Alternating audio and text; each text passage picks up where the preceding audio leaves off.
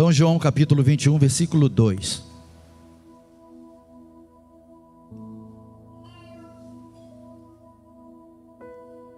A palavra de Deus nos diz assim: como nós vamos tentar ser bem objetivos, eu gostaria de pedir o pessoal do instrumento todo ficasse aqui em cima.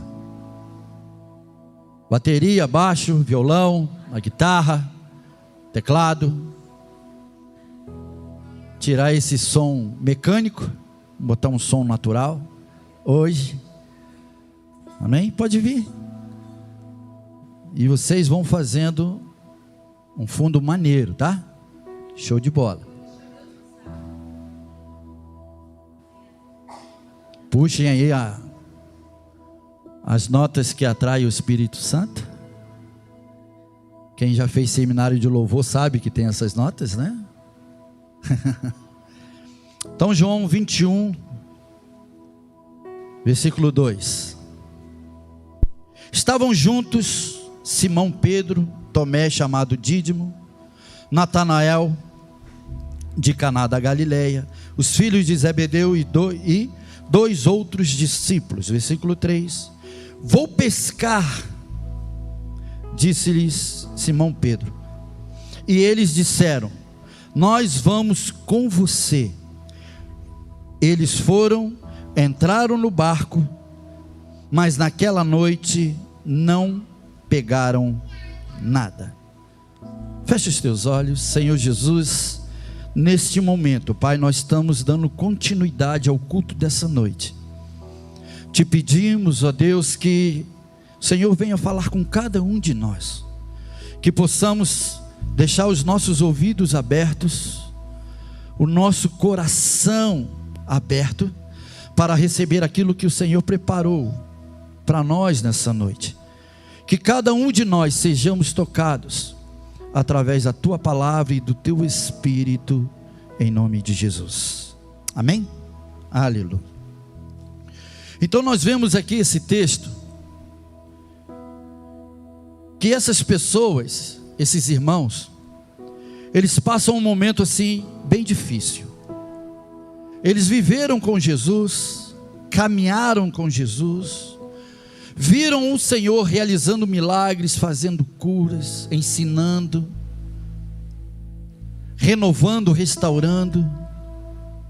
E chegou um momento que quando o Senhor, Ele falava que chegaria o momento que o Senhor Jesus, Ele se entregaria, iria ser preso, iria ser julgado pelos homens, iria ser crucificado, iria morrer, e ao terceiro dia Ele iria ressuscitar. E passou essas coisas, passou esses momentos, e os seus discípulos aqui se pegam num momento de crise. Que crise era essa? Aquele que ensinou, aquele que mudou a vida deles, aquele que transformou a vida deles, aquele que chamou eles para uma nova história de vida, aqueles que mostrou para eles que servir a Deus era algo extraordinário. Servir a Deus, entregar a sua vida, Deus iria usar, Deus iria fazer, Deus iria conduzi-los a uma vida totalmente diferente daquela que eles levavam. Tanto é que no início dos evangelhos, Mateus capítulo 4, a gente vê o chamado dos discípulos. Jesus para e vê Pedro e André e chama-os e fala: olha, a partir de hoje vocês serão pescadores de homens.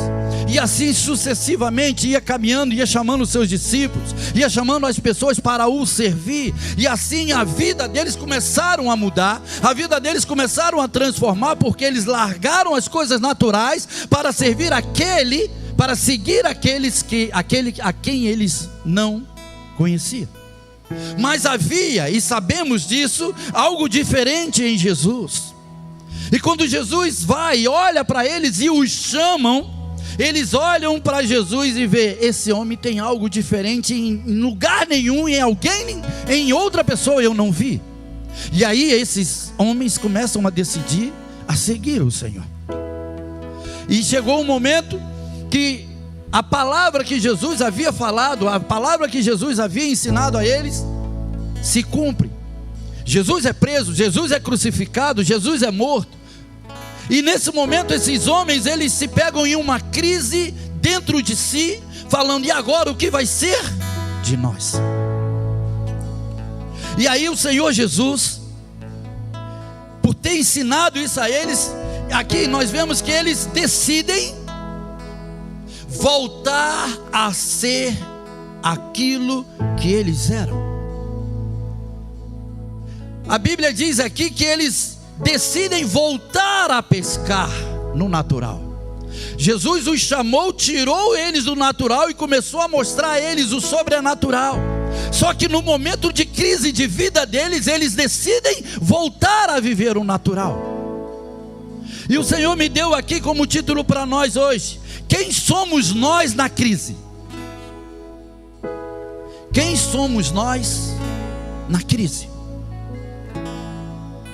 Talvez você viveu ou está vivendo um momento difícil, um momento de crise no seu interior, um momento de crise na sua vida familiar, um momento de crise na sua vida financeira, um momento de crise na sua vida profissional, um momento de crise. Eu não sei, citei alguns aqui, talvez faltou mais, mas você possa estar vivendo, e esse momento de crise faz você retroceder, faz você voltar a ser aquilo que você era lá atrás. Mas o Senhor já olhou para você, o Senhor já olhou para cada um de nós e falou: aquele que coloca a mão no arado não pode voltar para trás. Aquele que decide me seguir não pode voltar para trás.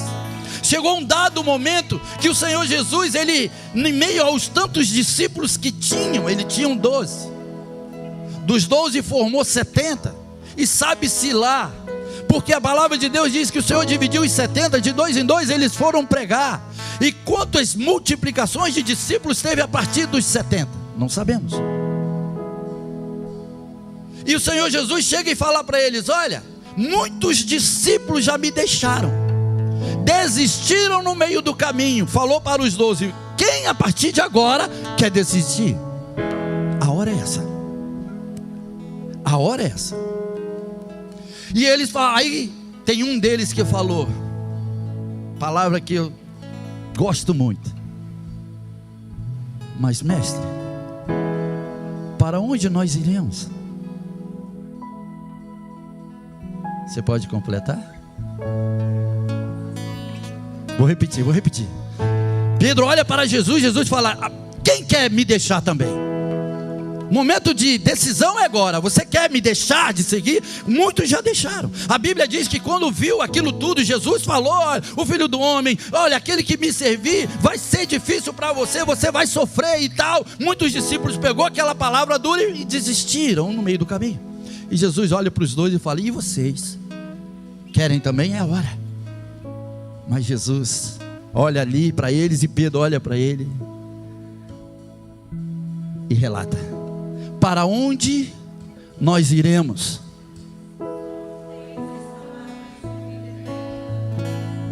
Eu amo demais essa palavra, gente. Aquele que já colocou a mão no arado, por que largou? Aquele que trabalha, aquele que entende quem é o Senhor, por que já deixou de fazer? Mas é momentos, é dificuldade. O meu irmão falou isso, o meu irmão agiu dessa maneira, e isso me fez desistir, me fez parar. Eu quero parar. Queridos, até hoje Jesus continua a obra na tua vida. Até hoje Jesus continua te ouvindo. Até hoje Jesus continua abrindo as portas. Até hoje Jesus continua fazendo milagres. Até hoje Jesus continua renovando. Até hoje Jesus continua restaurando a tua vida. Ele não parou de te servir, sabia? Porque o Senhor Jesus fala que o maior é aquele que serve. Quer ser maior no meu reino? Diz o Senhor. Então sirva. Vira para o irmão que está do outro lado e fala: meu irmão, eu quero te servir. Porque é a direção de Jesus. Para o irmão que está do outro lado, para não ficar, fala para o irmão que está do outro lado, fala: meu irmão, eu quero te servir. É direção de Deus te servir. Todos nós levantemos as nossas mãos e falamos: Senhor, nós queremos te servir. Perdoa se caso não conseguimos ainda, mas eu quero te servir de todo o coração, de toda a alma, de todo o meu ser.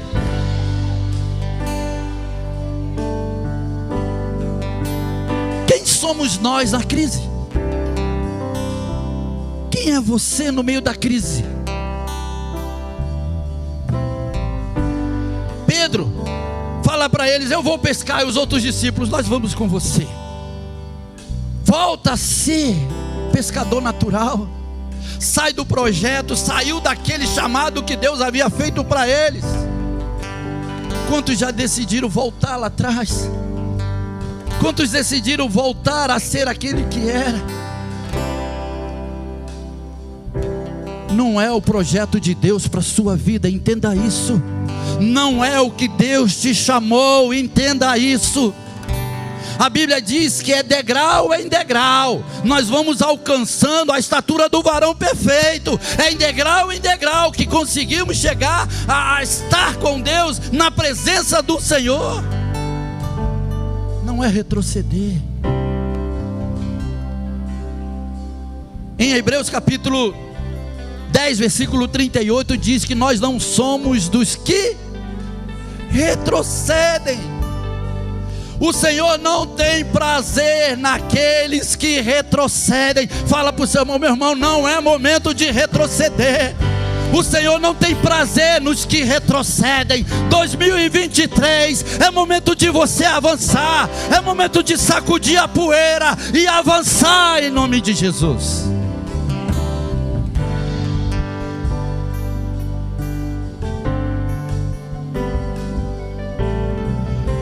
A crise nos leva a perder a essência de quem somos em Cristo.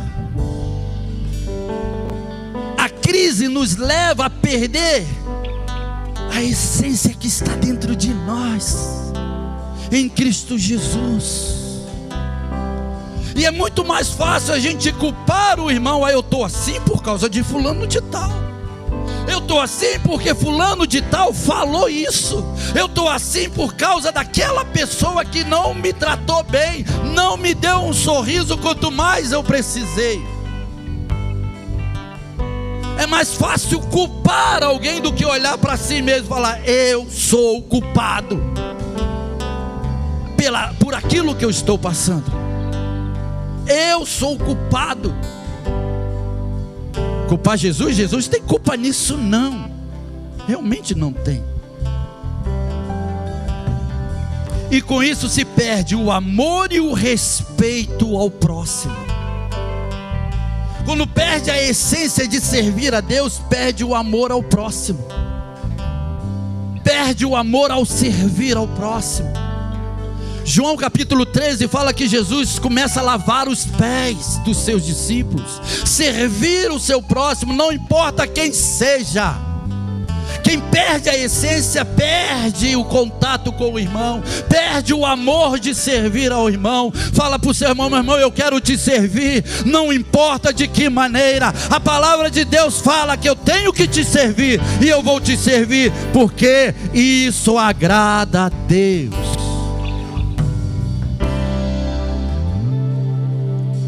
Rapaz, como é que está ficando bom esse negócio, hein?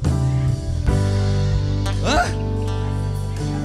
Caramba, rapaz, tá lascado, hein? Se quiser um banquinho, depois a gente arranja um banquinho para você, igual o Juninho assim. Hã? Até isso aqui é servir a Deus.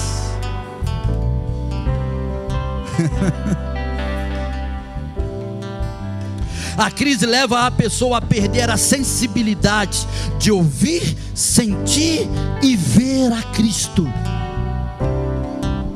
Que isso, pastor? Agora o senhor foi longe demais. Lucas capítulo 24. Lucas 24, versículo 14.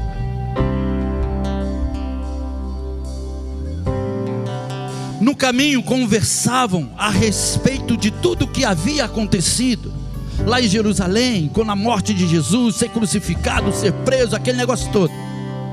15. Enquanto conversavam, e discutiam, o próprio Jesus se aproxima e começa a caminhar com eles. Estavam vivendo um momento de crise, no momento que era para permanecer firmes, eles saem, vão para Emaús, vão naquele caminho ali. A crise os fez sair de cena.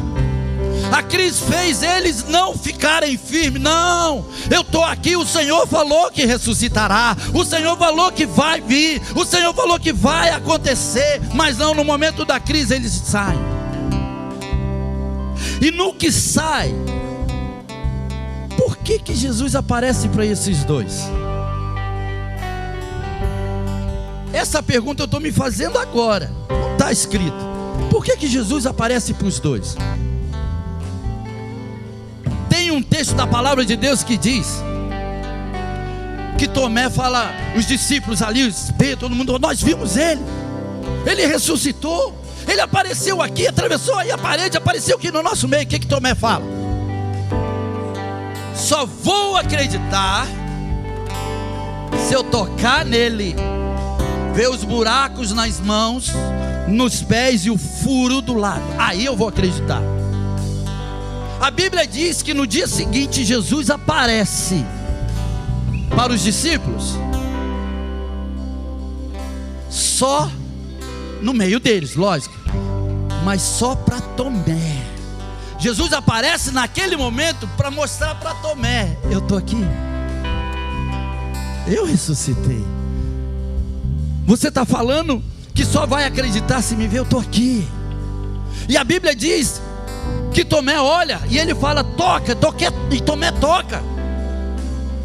Quando esses dois discípulos saem dali, Jesus se preocupa com eles e aparece lá no caminho e começa a conversar com eles no caminho. Ou seja, esses dois discípulos que saíram de lá na crise, no problema, na dificuldade dentro de si, mas Jesus falou que ia ressuscitar, Jesus falou isso, e cadê ele agora? E começa a eles conversarem de tudo que havia acontecido lá. Jesus vê que eles são importantes e vai, parece para eles e começa a conversar com eles. A Bíblia não fala qual era o assunto, mas a gente imagina qual poderia ser o assunto. E eles conversando no meio da crise, foi o que eu coloquei aqui.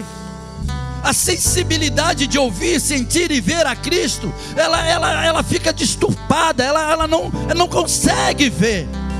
Jesus anda, conversa com eles e eles não notam Jesus. Quantas vezes Jesus já apareceu, já esteve do teu lado em algum momento da tua vida e você não percebeu, você não viu, você não sentiu? Quantas vezes isso já possa ter acontecido? Pode, somos naturais. Mas o Senhor se preocupa com você, em meio a essa crise que você está vivendo, em meio a esse problema que você está vivendo. O Senhor ainda ouve a tua oração e vai até você, e ouve a tua oração e fala: meu filho, eu estou aqui, minha filha, eu estou aqui, você não está sozinho. Você e eu, nós somos importantes demais para o Senhor. Levante a tua mão e fala: Senhor, eu quero te agradecer pela importância que o Senhor me deu para contigo. Amém ou não? Em meio à crise, tira essa sensibilidade. Em meio à crise, faz com que a pessoa não vê o Senhor. Eles viveram com o Senhor. O Senhor aparece de máscara, o Senhor aparece com outro tipo de roupa, né? Não, do jeito que Ele ressuscitou lá, apareceu para os discípulos naquela casa, aparece para eles no caminho mesmo. Jesus, eles haviam visto, eles tinham visto, mas não reconheceram. Deus quer mudar a tua vida, meu querido. Essa crise que você está vivendo, passando, Deus quer mudar essa história. Deus quer transformar isso em nome de Jesus. Amém ou não? Eu vou correr mais um pouquinho. No versículo 16 diz aí de Lucas: mas os olhos deles foram impedidos de reconhecê-lo. Foram impedidos. E o Senhor bate o maior papo com eles, e eles não reconheceram. A crise leva a pessoa a ser intolerante, principalmente com o irmão. A pessoa ela fica intolerante com aquele irmãozinho. E lá vem o irmão problemático. Meu Deus, eu vou passar, eu vou entrar aqui no banheiro. E aquele irmão problemático está vindo ali. E agora, o que é que eu vou fazer? Fica intolerante. Por quê? Perde a sensibilidade com o Espírito, perde o amor com o próximo, fica intolerante. A crise leva a fazer isso. A crise tira isso. Pois o Senhor conhece a crise que você está passando hoje. E hoje Ele vai mudar a tua história. 2 Samuel capítulo 9. Já estou terminando. 2 Samuel capítulo 9. Uma ocasião, capítulo 9, isso. Uma ocasião, Davi, homem que foi segundo o coração de Deus, foi chamado, foi ungido rei, reinou, fez grandes coisas, pisou na bola, mas o Senhor o restituiu, tal. E Deus colocou no coração de Davi: peraí, será que tem alguém ainda da linhagem de Saul? Será que tem alguém perdido por aí? Davi fala para aquelas pessoas que estavam ali ao seu lado. E aí vão e falam para ele: tem sim, tem um que quando era criança, a sua babá, a empregada, deixou ele cair, ele quebrou os 2 pés e sumiu. Versículo 6 diz assim: quando Mefibosete, filho de Jonatas e neto de Saul, compareceu diante de Davi, prostrou-se rosto em terra. Mefibosete, perguntou Davi. Ele respondeu: sim, sou teu servo. Versículo 7. Não tenha medo, disse-lhe Davi, pois é certo que eu tratarei com bondade, por causa da minha amizade com Jonathan, seu pai. Vou devolver-lhe todas as terras que pertenciam a seu avô Saul, e você comerá sempre à minha mesa. Esse homem estava esquecido, estava vivendo como mendigo, se arrastando no chão, porque os seus pés foram quebrados aos 2 anos de vida. A empregada deixa ele cair, e aí a vida dele ficou destruída. Ele tinha tudo para desistir da sua vida, ele tinha tudo para dar cabo da sua vida, porque era neto do rei Saul e se pega como mendigo na rua, numa cidade. Mas Deus toca no coração de Davi, e no meio daquela crise, Deus muda a história de Mefibosete. No meio daquele problema, a vida de Mefibosete, ela é restaurada. Davi fala: a partir de hoje você vai sentar junto comigo, e todas as terras que era vai voltar para você.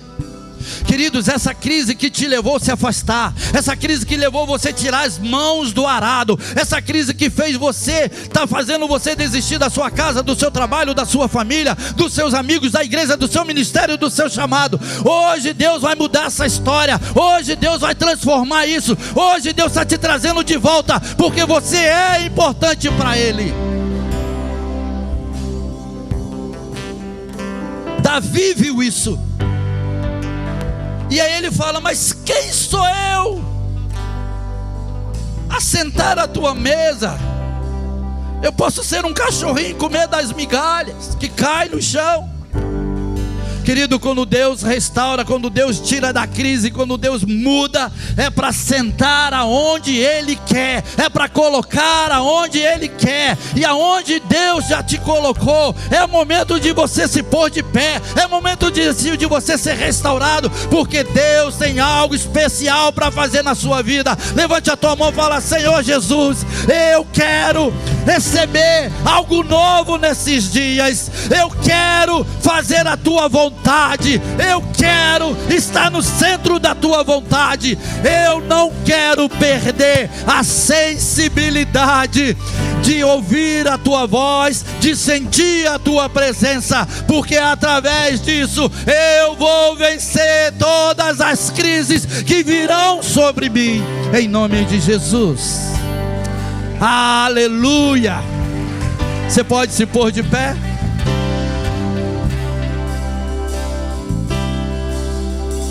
Quem é você na crise?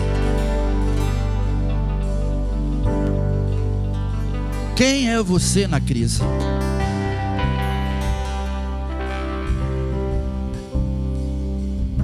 A gente conhece muita gente aqui na igreja. Afinal de contas, esse ano, eu e a pastora, a gente faz 25 anos de Fonte da Vida. Nesse ano fazemos 25 anos de Fonte. Desde 98 estamos na igreja. Quantos ministérios já pararam no meio do caminho? Quantas pessoas que a gente viu que tinham um grande chamado fizeram igual os discípulos no caminho de Emaús? Quantas pessoas falaram: não, agora é com Ele, agora Deus está me colocando em outro ministério? Quem te falou? Quem te disse? Mas a crise que vive não fala: não, eu que estou decidindo, é eu que quero, mas sem o aval de Deus. Quantas pessoas a gente conhece que largou a mão do arado? Quantas? E tem pessoas que estão com sede, está indo com sede ao pote. Mas o que dificulta são exemplos das pessoas que decidiram largar as mãos, tirar as mãos do arado por causa da crise que está vivendo. E aí esse exemplo passa a ser melhor do que aquele que consegue ter 25 anos de Fonte. A pastora Rosângela tem mais do que a gente, tem? A senhora veio para a Fonte quando? Então veio em 97. Tem mais alguém que veio abaixo? Abaixo de 90 e... Hã?